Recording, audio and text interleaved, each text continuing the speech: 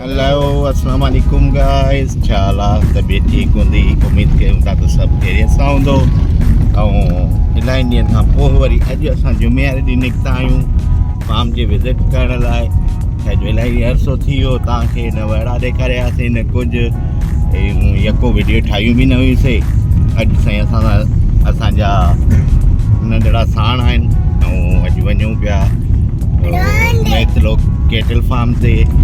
ऐं तव्हांखे पंहिंजा जानवर बि ॾेखारींदासीं जेको पोइ व्लॉग में जेतिरा हुया त उहो ख़बर पवंदी त हल वधिया आहिनि या छा आहिनि। पोइ अॻिते जो सीन अॻे तव्हांखे ॾेखारींदासीं वधीक तव्हांखे पोइ मिलूं था थोरी देरि खां पोइ। हा त गाइस हाणे असां पुॼी आहियूं वाड़े ते मेतलो केटल फार्म ते। हाणे तव्हांखे ॾेखारियूं था पोयां जानवर जेके पोइ 3 महीना पहिरियों जेके हेतिरा हुया माशाल्लाह उन्हनि जी पलाई ॾिसो हाणे ऐं उन टाइम कीअं हुया हाणे माशाल्लाह ॾिसो कीअं आहिनि। ठीकु आहे हलो थोरो अॻिते हलूं था तव्हांखे ॾेखारियूं था त जेको ॻाढ़ो हुयो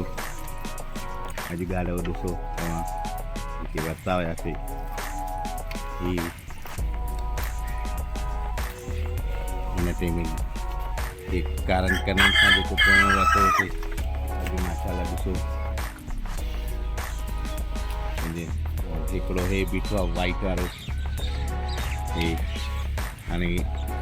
3 महीना पहिरियों छा हुया अॼु छा आहिनि माशाल्लाह जेको आहे बीठा माना महिनत ई अॻिलनि जी लेकिन उहे हिन शयुनि खे पालीनि था वॾी उन्हनि जी उहा आहे जिदोजहद आहे। हाणे ॾिसो गाइस हे असांजा 3 जेके जानवर हुया माशाल्लाह ॾिसो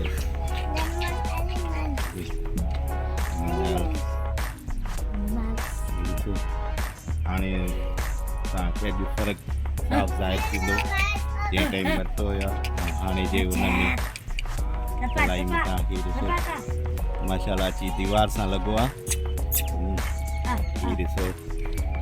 हीअ असांजो ॿियो टियों जेको आहे शींहुं ठीकु आहे ॾिसो